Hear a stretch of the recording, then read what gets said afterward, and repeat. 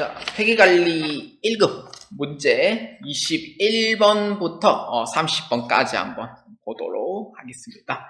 자, 회계관리 1급 문제 21번입니다. 다음 중 유형 자산에 관한 설명으로 가장 옳은 것은 입니다. 자, 유형 자산에 대한 설명입니다. 자, 문제 한번 보겠습니다. 자, 1번. 유형 자산은 판매 목적으로 보유하는 자산이다. 맞아요? 아니죠. 그렇죠. 판매 목적이 아닙니다. 그렇기 때문에 영업 목적으로 보유하고 있는 자산이다 라고 보시면 되죠. 그래서 1번은 틀렸다 라고 보시면 됩니다. 그 다음에 2번. 유형 자산의 손상 시 회수 가능액이란 순공정가치와 사용가치 중 작은 금액으로 합니다. 아닙니다. 이거는 미니멈이 아니고요. 맥시멈으로 하셔야 돼요. 그래서 큰 금액으로 보셔야 돼요. 물론 규정상 그렇게 되어 있고요. 그 다음에 3번입니다. 유형 자산의 사용을 일시 중단한 경우 사용재개 예정입니다.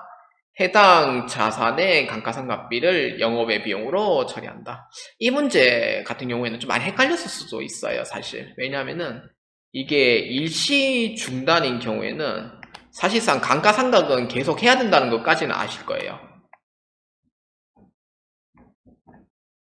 근데 매각 예정인 경우에는 감가상각 중단이 가능하지만 이제 중단하는 경우에는 감가상각 중단을 못 하거든요. 그것까지는 다 아실 거라 생각을 하는데 사실 이 개정 과목이 이제 판관비인지 영업 외비용인지까지는 잘 모르잖아요. 보면은. 그래서 많이 헷갈린단 말이에요. 이럴 때는 이렇게 해주세요. 무조건 가동 중이다 라고 할 때는 판관비. 근데 현재 가동이 지금 중단되었다 라고 하면은 이거는 판매를 위한 게 아니에요. 그래서 이거는 영업 외비용. 그래서 이렇게 잘 구분해 주시길 바랍니다. 자, 3번이 옳다라고 보시면 되고요. 그 다음에 4번 봅시다. 건물을 신축하기 위하여 그동안에 사용하던 기존 건물을 철거하는 경우 건물의 미상각 잔액과 철거 비용은 취득원가로 계산한다. 이거 아니죠. 이게 이제 건물하고 그 다음에 토지를 이렇게 이제 일괄 취득을 했을 때 이제 즉시 철거하는 경우에는 토지의 취득 금액에 포함을 하도록 되어 있습니다만 근데 건물하고 그 다음에 토지를 이제 보유한 후에 철거를 한다면은 토지 금액, 건물 금액 따로 되어 있거든요. 이때 이 건물은 없어진 거죠. 내 재산에서 사라진 거기 때문에 건물의 취득 원가에서는 신규로 봤을 때는 못해요. 왜냐하면 기존 건물을 철거하고 만드는 중이니까. 그렇게 하면은 룰 위반이 되기 때문에 기존 건물 거는 기존 건물 거에서 해결을 하고 다 끝내야 돼요. 그렇기 때문에 이 개정 과목은 처분은 아닌 철거이기 때문에 전액 비용으로 처리합니다. 뭘로? 유형자산 처분 손실로 해가지고 처리를 하는 거예요. 그래서 이렇게 회계 처리하도록 되어 있습니다. 4번은 아니다 라고 보시면 돼요. 그래서 이에 옳은 건 몇 번? 3번으로 체크해 주시면 되겠습니다. 자, 회계관리 1급 문제 22번입니다. 주식회사 3일은 사용 중이던 건물을 주식회사 용산에 기계장치와 교환을 합니다. 자, 이 교환 거래와 관련하여 주식회사 3일은 공정가치 차액 10만 원을 현금으로 지급합니다. 이 교환 거래에서 주식회사 3일이 취득하는 기계장치의 취득 원가는 얼마인가? 입니다. 자, 요거는 이종자산.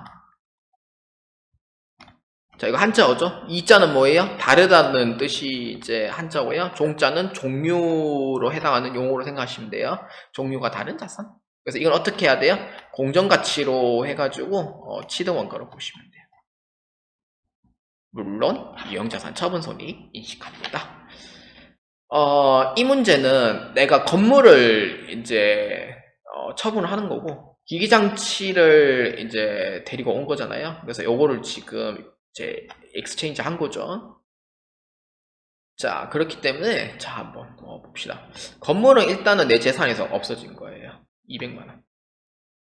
그 다음에 차변에는 이제 감가상각누계 80만원으로 처리합니다. 그럼 내가 기기장치를 얼마 데려왔어요? 그렇죠. 110만원짜리인데, 자, 기기장치는 110만원에 데리고 왔기 때문에 110만원이고요. 건물의 차익과 이제 기기장치 차익이 있잖아요. 그 나머지 10만원은 현금으로 줍니다. 자, 이렇게 해버리면은 차변과 대변의 금액이 다르죠. 210만원, 210만원 돼야 되는데, 차변에 있는 금액 30만원 있죠. 그럼 뭘로 해야 돼요? 유형자산, 처분 손실로 해가지고 회계 처리하시면 됩니다. 그래서 22번에 이에 해당하는 정답은 몇 번입니까? 그렇죠. 취득원가는 기계장치 공정가치로 보셔야 된다고 했었죠. 자, 정답은 3번으로 체크해 주시면 되겠습니다. 자, 회계관리 1급 문제 23번입니다. 다음은 주식회사 3일이 2021년에 지출한 R&D 비용의 내역입니다. R&D라고 하면은 Research and Development의 약자이고요. 그래서 연구개발비라고 생각하시면 돼요. 자, 주식회사 3일이 2021년에 연구 및 경상개발비, 개발비 처리 금액은 각각 얼마입니까? 입니다. 연구 단계 기출은 당연히 이제 연구 개발비 계정 과목을 봐야 되고요. 그 다음에 개발 단계 지출에 170억인데 이걸 나눠주셔야 돼요. 그러니까 자산으로 인식되지 못한 금액, 자산으로 인식되는 금액으로 보셔야 되고요. 그래서 개발 단계 지출액 중 개별적으로 식별 가능하고 미래 경제적 효익을 확실하게 기대할 수 있는 금액은 50억. 그러니까 이게 자산으로 되는 금액 50억. 120은 뭐예요?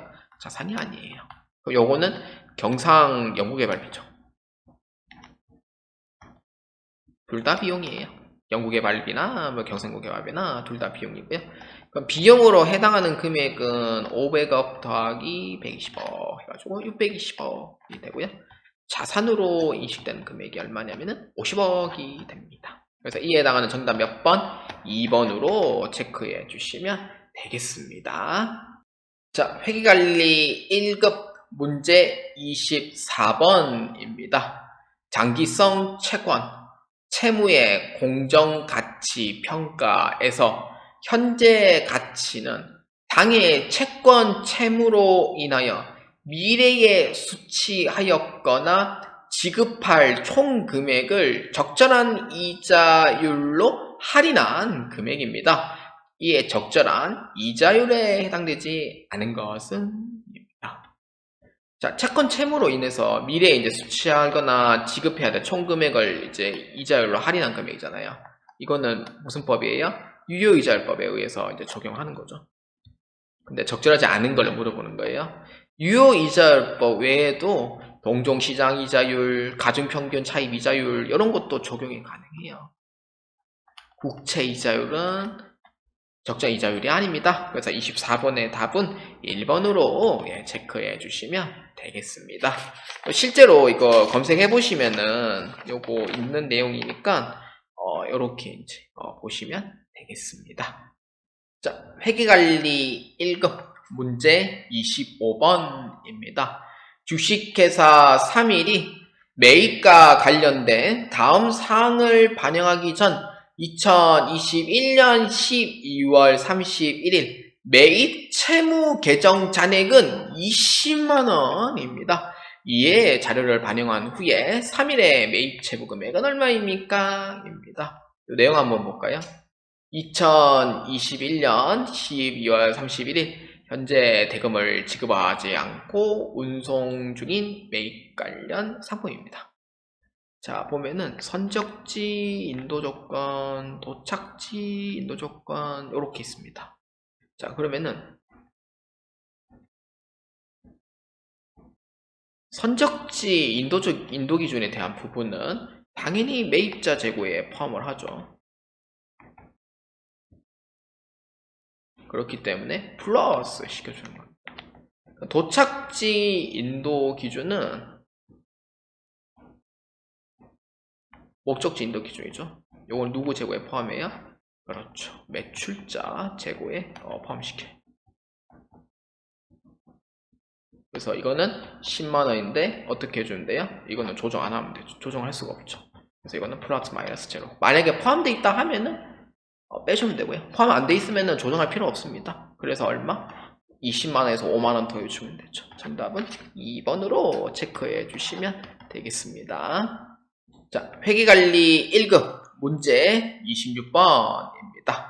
자, 이 문제는 계산기를 통해서 한번 보도록 하겠습니다. 자, 문제 한번 보겠습니다.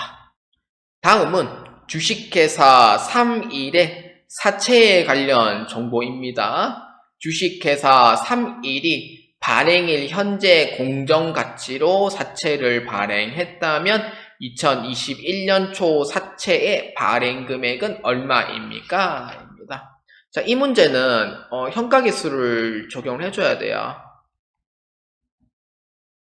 그래서 어떻게 할 거냐면은 원금에 대해서 이제 현가계수를 이제 보는 거고요.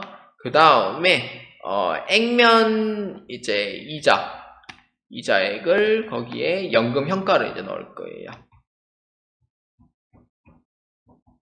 그래서 어떻게 넣을 거냐? 현가계수는 당연히 문제에서 주어지기 때문에 요렇게 도와주시면 되겠습니다. 자, 한번 볼까요? 자, 원금은 얼마냐면은 액면금액 100만원에서 곱하기 0.6749만큼 해줍니다. 그 다음에 시장 이자율 14%에 대해서 이제 적용하니까 액면 이자율은 표시 이자율은 12%. 그래서 12만원에 대해서 곱하기 2.3216만큼 해주시면 돼요. 자, 한번 해볼까요? 자, 현가계수는 674,900원이 돼요. 자, 그 다음에 연금 현가 한번 볼까요? 액면 이자 100만원에 12%, 매년 말 지급 12만원에 대해서 적용합니다. 2.3216 278,592입니다. 이렇게 되죠. 그래서 이 금액 두 개를 포함해 주면 돼요. 얼마? 926,492. 잘못 적었네, 제가. 잘못 적은 거예요.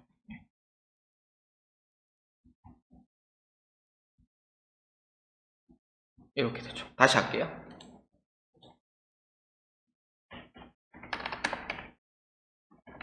자, 이거죠. 953,492원입니다. 그래서 이에 해당하는 정답 몇 번? 2번으로 체크해 주시면 되겠습니다.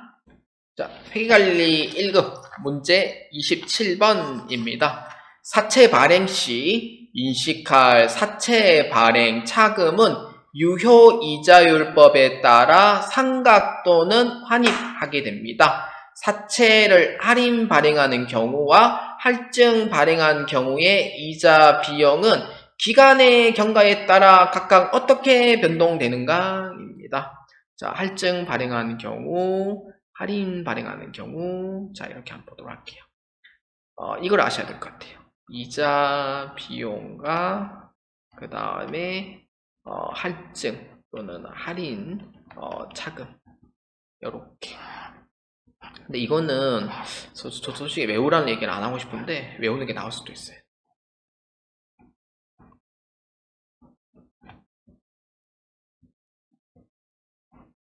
자, 이것만 기억해주세요. 한쪽에는 감소고요. 나머지는 다 증가해요. 그래서 이자 비용과 할증 할인 발행 차금은 둘 다 증가하게 되지만 이자 비용은 할증 발행은 금액이 뚝뚝뚝 떨어져요. 왜냐하면은 돈을 많이 발행을 했고 원금과 맞추려면은 이자 비용 금액이 내려갈 수밖에 없어요. 그렇기 때문에 이자 비용은 내려가지만 할증 차금은 올라가게 돼 있어요. 그래서 요것만 잘 기억해 주세요. 여기 요거. 할증 발행에 대한 이자 비용. 요것만 잘 기억해 주시고 나머지는 증가가 됩니다. 그래서 이자 비용의 할증 발행은 감소하게 되지만 할인 발행은 증가하게 됩니다. 그래서 정답은 27번의 답 1번으로 체크해 주시면 되겠습니다. 자, 회계관리 1급 문제 28번입니다. 충당 부채는 일정한 요건을 모두 충족하였을 때 재무제표의 부채로 인식된다. 다음 중 충당 부채로 인식하기 위한 요건에 해당하지 않는 것으로 가장 올바르게 짝지어진 것은입니다. 자, 처음에는 이제 충당 부채로 이제 인정 요건을 모두 충족을 해요. 자, 한번 보도록 합시다. 올바르지 않은 것입니다. 과거의 사건이나 거래의 결과로 현재 의무가 존재한다. 맞죠? 충당 부채는 내가 돈이 얼마 나갈지 모르는 상태에서 미리 적립을 해놓거든요. 근데 돈이 안 나가는 건 아니에요. 근데 그게 내일 나갈지 1년 뒤에 나갈지는 알 수가 없기 때문에 현재 의무가 존재하는 건 맞고 관련의 유출 가능성이 매우 높아야 돼요. 그래서 디귿에 해당하는 부분, 유출될 가능성이 매우 높아야 한다. 네, 맞는 거고. 그 다음에 이제 니은, 발생할 손실 금액이 확정된다. 손실과 이익에 대해서는 충당부채하고는 아무 관계가 없어요. 왜냐하면 충당부채 자체가 부채성 계정 과목이기 때문에 비용이 들어가거나 사실 그런 거는 있지만 채식급여나 뭐 있지만 손실 금액이 확정된다는 건 아니거든요. 그렇기 때문에 니은에 대한 부분은 아니다 라고 보시면 돼요. 그래서 이건 틀렸고, 그 다음에 니을, 신뢰성 있게 추정할 수 있습니다. 당연하죠. 네, 신뢰성 중요합니다.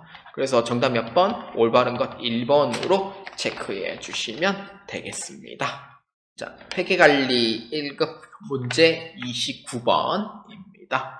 다음은 3일의 퇴직금과 관련된 회계 정보입니다. 2022년 말 3일에 퇴직급여 충당부채 잔액은 얼마인가? 이 문제 티쳐 그려본 게 더 빠를 거예요. 자, 퇴직급여 충당부채는 부채니까 오른쪽에 기초를 할게요. 왼쪽에 기말로 하고, 그 다음에 지급한 금액이 나가겠죠? 그 다음에 보충금액 이렇게 될 거예요. 자, 한번 봅시다. 12월 31일 퇴직급여 충당부채 잔액은 3만원. 그럼 이건 2022년도 1월 1일이 되겠죠. 요거는 관계없습니다. 2021년도 거라서 관계없고요. 우리가 묻고자 하는 거는 2022년도 거니까. 그래서 기초에 3만원이 들어가게 됩니다. 그 다음에 이제 퇴직금 지급액 만원이 돼요. 자, 손익계산서상 퇴직급여는 3만원. 요거는 이제 보충했는 금액이죠. 퇴직금 추계액에 뭐 100%만큼 설정을 해서 기존에 있는 퇴직급여 충당고를 뺐더니 3만원만큼 내가 보충을 했다라고 보시면 돼요. 그러면은 두 개 다 합쳐서 6만원이 돼야 되겠죠? 그러면은 기말금액 얼마? 5만원만큼의 설정 금액이 되는 거예요. 그래서 퇴직급여 충당부채 잔액은 얼마입니까? 라고 하면은 기말금액을 뜻합니다. 그래서 정답은 2번으로 체크해 주시면 되겠습니다. 자, 회계관리 1급 문제 30번입니다. 이연법인세 문제죠. 반드시 나와야 한 문제. 자, 이연법인세 회계에 대한 설명으로 옳은 것은 입니다. 자, 일시적 차이 1번입니다. 자산 부채의 회계상 장부금액과 세무 기준의 차이가 존재하기 때문에 발생한다. 그렇죠. 이연법인세 자산은 회계상 이제 적용해 있는 것과 세무 기준액의 차이가 있을 때 쓰는 계정 과목으로 보시면 돼요. 일시적 차이를 뜻하는 겁니다. 그 다음에 2번. 2월 결손금은 미래의 법인세 부담을 감소하게 되므로 실현 가능성과 관계없이 이연법인세 자산으로 계상한다. 어디 틀렸냐? 이거예요. 실현 가능성 관계없이. 실현 가능성이 있을 때 이제 회계 처리해야 되는 거죠. 그래서 2번은 틀렸다라고 보시면 돼요. 그 다음에 3번. 이연법인세 차이는 일시적 차이와 영구적 차이 구분 없이 세무조정에 대하여 인식한다. 아니죠. 일시적 차이에 대해서 인식을 하는 거예요. 3번은 이렇게 틀렸고요. 그 다음에 4번. 이연법인세 자산 부채는 발생하는 시기가 인식하는 것으로 항상 발생 시기에 세율을 적용하여 측정한다. 항상이라는 얘기가 틀렸어요. 왜냐하면은 발생하는 시기에 인식하는 건 맞는데 항상이라고 하는 부분은 또 틀리고요. 그래서 4번에 대한 부분은 아니다 라고 보시면 돼요. 그래서 정답 몇 번? 1번이 옳다라고 보아주시면 돼요. 되겠습니다.